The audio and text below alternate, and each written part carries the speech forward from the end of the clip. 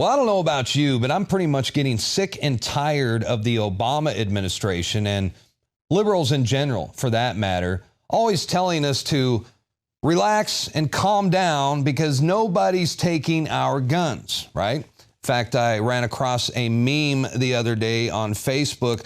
Only in the land of idiocracy would somebody post something like this, but here you go. I'll read it to you right now. They walk among us, ladies and gentlemen. This is a Facebook post that's being passed around by zombies on social media. They're talking about Barack Obama after 7 years in the White House. 7 years later, and you still have your guns. You don't live in a FEMA camp. You don't have government implants, and you don't live under Sharia law. There's still no such thing as a death panel. Gay marriage hasn't ruined the country. You've seen the birth certificate. And he still hasn't risen as the Antichrist. Do you feel like a dumbass yet? No, but you should feel like a dumbass for posting this garbage. I mean, this is how stupid a large percentage of the American population has become. Because if you agree with this meme and you're sharing it with your friends on social media, well, you are the definition of a libtard, right? Now, I want to go through the bullet points here in a minute, but let's start with the number one thing that you usually hear from liberals, and the number one just happens to be the number one item on this list. Nobody is taking your guns. When y'all go home and you're talking to your buddies and they say, he wants to take my gun away. You've heard it here. I'm on television, so everybody knows it. I believe in the Second Amendment. I believe in people's lawful right to bear arms. I will not take your shotgun away. I will not take your rifle away. I won't take your handgun away. So there you go. You heard the president. Nobody is going to take your guns. They're just going to take away your ammo and your high-capacity magazines, and they're not going to allow you to own any assault rifles. But I also believe that a lot of gun owners would agree that AK-47s belong in the hands of soldiers, not in the hands of criminals. They are going to make you register all of your guns, and they are restricting transfers. For example, my dad gave me a rifle that I would like to hand down to my son one day. But if Obama gets his way, that's going to be very, very difficult. And they're also doing everything they can to keep us from carrying guns. And there's always someone out there who says, what do you guys have to worry about? You're in Texas. You're allowed to carry guns. They don't mess with Texas. Well, that might be true, but I tell you what, we sure had to fight for the right to open carry. There are plenty of liberals, trust me, in Texas who want us totally disarmed. And I'm not just a Texan, I'm an American, damn it. And I think we all have the right to protect ourselves and protect our families, no matter what state we live in or what state we might be traveling to at the time, right?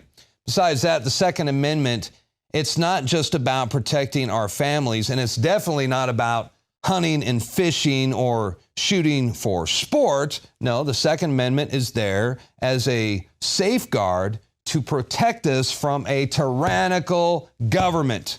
You know the words, sing along. You know, the right to bear arms is because that's the last form of defense against tyranny. See there, even Ice-T gets it. Look, they want to ban ammo, they want to ban assault rifles, and everything else that gives the Second Amendment real meaning.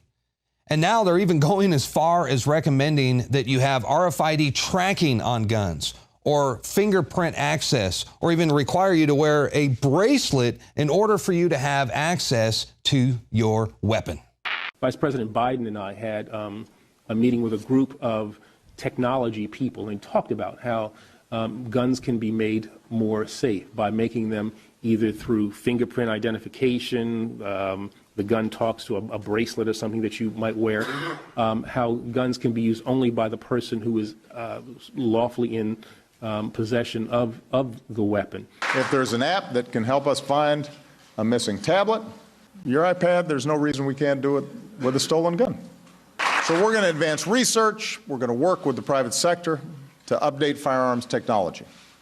So there you go. And by the way, if they catch you violating any of these new rules, they will throw your ass in prison, at which point they will come and take all of your guns. So just because this isn't happening overnight doesn't mean it ain't happening. All right. Now, I want to show a picture to you right now. This is a picture. Most of you have seen this. This is a statue right outside of the UN building in New York. It is a bronze sculpture of a Colt .357 revolver with the barrel tied in a knot. Look at that. And also you notice the muzzle is pointing upwards.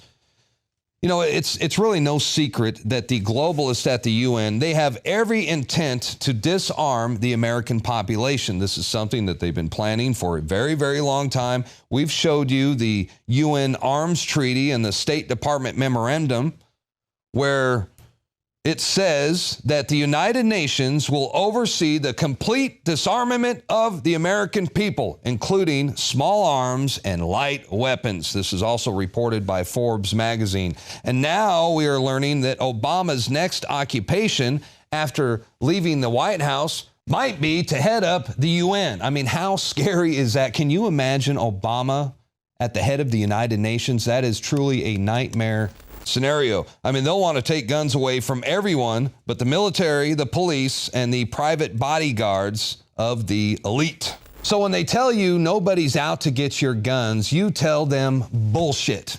All right? Now, I want to quickly go back to that memo I showed you earlier, and we're going to go through the rest of the list. After 7 years of Obama, you don't live in a FEMA camp. You don't have that much time to take away Americans' guns, declare martial law, and put hardworking Americans in FEMA camps. If you're going to do that, you better get started. You better get started. I have decided we really need camps for adults. And we need the kind of camps that you all run. I mean, really. They do investigations and say, oh, there are no FEMA camps, because they're not called FEMA camps. They're called Emergency Centers Establishment Act. They're called Civilian Inmate Labor Camp Program. They're called Rex 84, Continuity of Government under National Police Stabilization Force, RAND Corporation. I'm just giving you bam, bam, bam, bam, the plan. After 7 years of Obama, you don't have government implants. Well, I think Joe Biden said it best when he told Supreme Court Justice John Roberts that he will have to rule on microchip implants. Mark my words. And we'll be faced with equally consequential decisions in the 21st century. Can a microscopic tag be implanted in a person's body to track his every movement? There's actual discussion about that. You will rule on that, mark my words, before your tenure is over. 7 years later, you don't live under Sharia law. Well, maybe not here in the United States, but I tell you what, it sure would suck to be a Christian in Libya or Syria right now, where the Obama administration has totally unleashed ISIS terrorists to do Washington's dirty work. We've shown you the secret Pentagon report that shows how the U.S. created ISIS to begin with as a tool to overthrow Syria's president, Bashar al-Assad. It's the same old game of divide and conquer. I've talked to you guys about this many times on this broadcast. The CIA arms radical extremists to destabilize a region as an excuse to go in and establish order out of chaos. We've seen the weapons drops. We've seen the Toyotas. Vladimir Putin knows what's going on. Rand Paul has talked about it, and so has Donald Trump. I mean, we wouldn't have an ISIS problem if the Obama administration would simply cut off their funding. They created that Frankenstein. And now there is a tsunami of Muslim immigrants flooding into Europe and the United States, and most of them are not 3-year-old baby orphans, Obama. This is not an immigration, it is an invasion. 7 years later, and there's still no such thing as a death panel, unless, of course, you are a veteran who died waiting to see a doctor at the VA. Multiple sources tell CNN as many as 40 veterans died while they were waiting for medical care at this VA facility. Our sources tell us many were placed on a secret list designed by VA managers to hide the fact veterans were waiting months to see a doctor. But hey, we're not supposed to talk about that, right? Shh. Would it be better not to lay off those 10 teachers and to make that trade-off in medical costs? But that's called the death panel, and you're not supposed to have that discussion. 7 years later, there can be no doubt that Obama was born in the USA. Why? Well, because you've seen his birth certificate.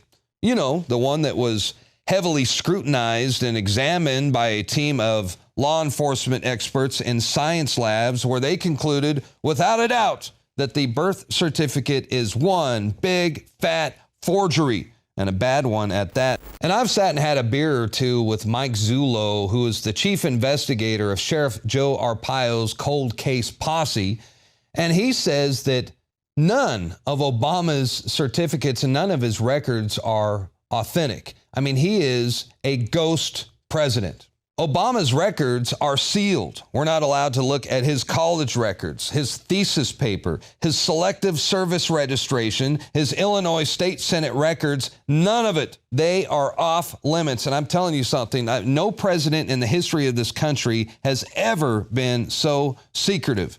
Can you say Manchurian candidate? And finally, 7 years later, and Obama still hasn't risen as the Antichrist.